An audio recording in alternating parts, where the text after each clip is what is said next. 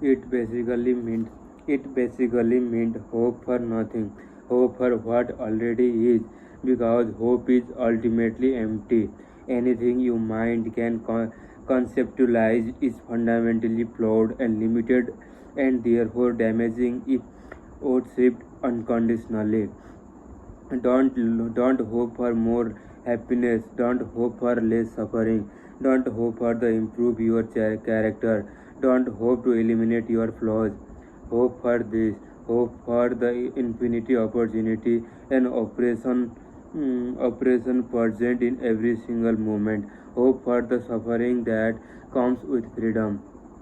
For pain, for the pain that comes from happiness, from the wisdom that comes from the ignorance, for the power that comes from the surrender, and then act despite it.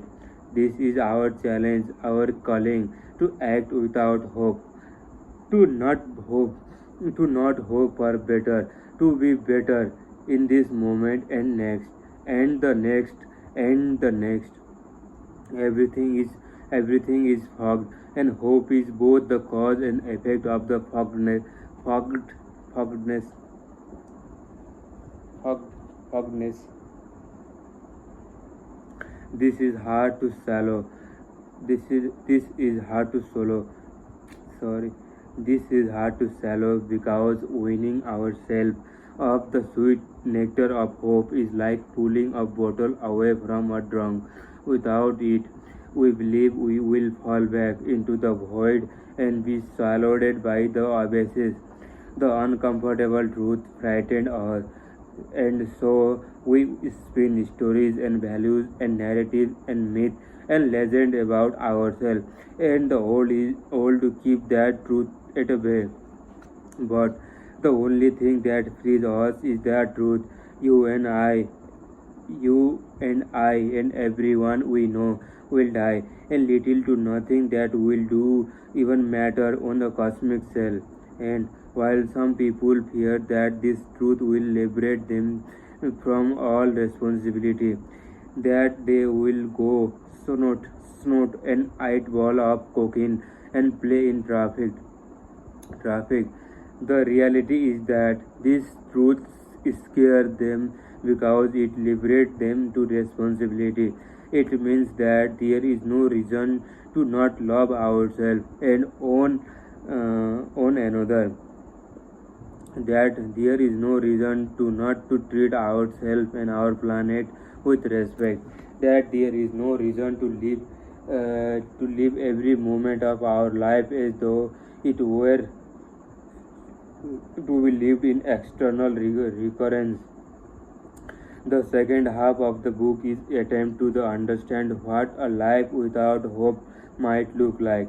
The first thing I will say is that is not as bad as you think. In fact, I believe it is better than the alternative. The second half of the book is also an honest look at the modern world and everything that is fogged with it. It is evaluation done in the hope of not of fixing it, but to coming to love it. Because we must break out of our cycle of religious conflict. We must emerge from our ideologies cocaine.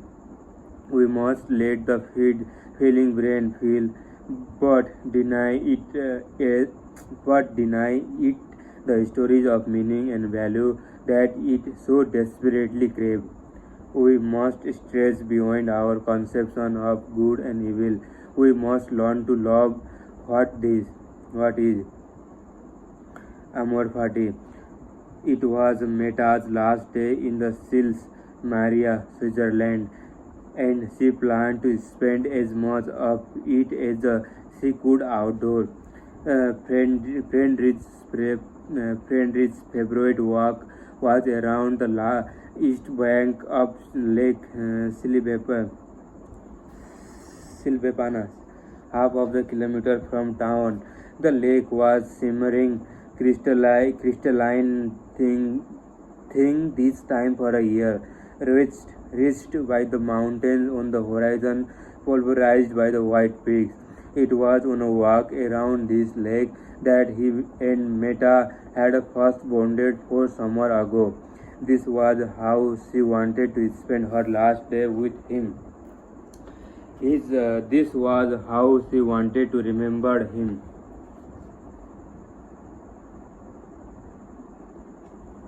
They left shortly after breakfast. The sun was perfect and the air was silky. She led and he hobbled along behind her with his walking stick.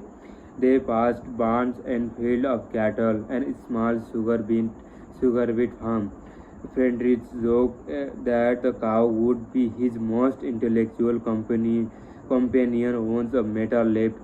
The two laughed and sang and picked walnut as they went. They spotted and ate around noon beneath the large tree. It was then that Meta began to worry. They had come far in their excitement, much farther than she had anticipated, and now she could see the Friedrich was struggling both physically and mentally to keep it together. The walk back was Adonis for him. He dragged noticeably now, and the reality of her leaving the next morning fell over the like an ominous moon. The pall upon their words. He had grown he had grown grumpy and achy. The stops were frequent, and he began muttering to himself. Not like this, Meta thought. She didn't want to leave him like this, but she must. It was late afternoon by the time they approached the village. The sun was warning, and the air was now a burden. Friedrich lagged by the good 20 meters. Yet Meta knew the only way to get him all the way home was not stopping for him.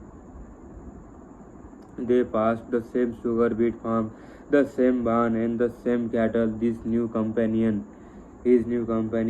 What was that? Frederick shouted. Where has God gone? You say. Meta turned around and knew what she would find before she even saw it.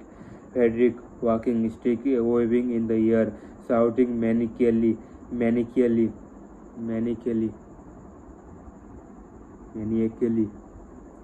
manically, at a small group of cows chewing in front of him.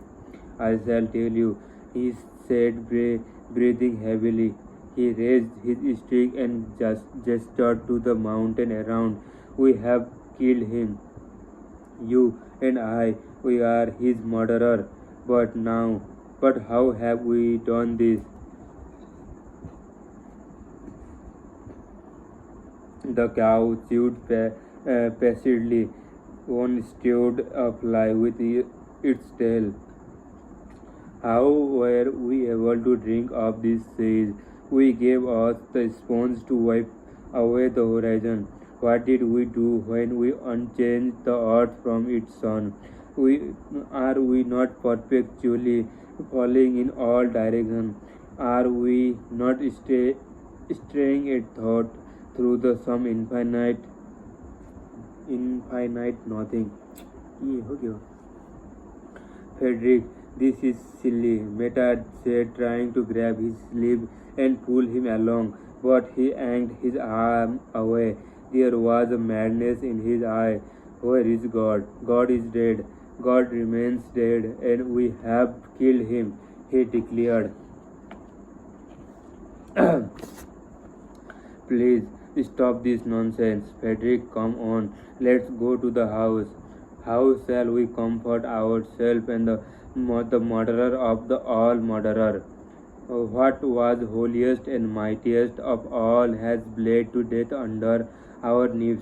We will wipe this blood off us. Meta shook her hand. It was no use.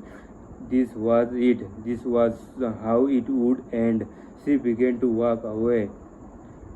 What water is there for us to clean ourselves? What festival of atonement. What scared game shall we have to invent is not the greatness of this dead too great for us.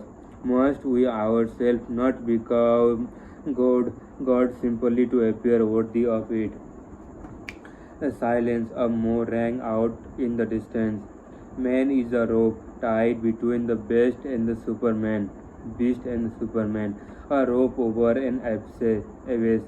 What is great in a man is that he is breeze and not a goal. We can be loved in a man that he is an overturn to something greater. The word struck her, the turned and looked her gaze on his. It was this idea of men being an overtune to something greater that had drawn her to Nietzsche so many years ago. It was this thought that had intellectually scheduled her, because for her feminism and women's liberation, her ideological religion were that something greater. But she realized to Nietzsche it was simply another construct, another conceit, another human failure, and another dead god.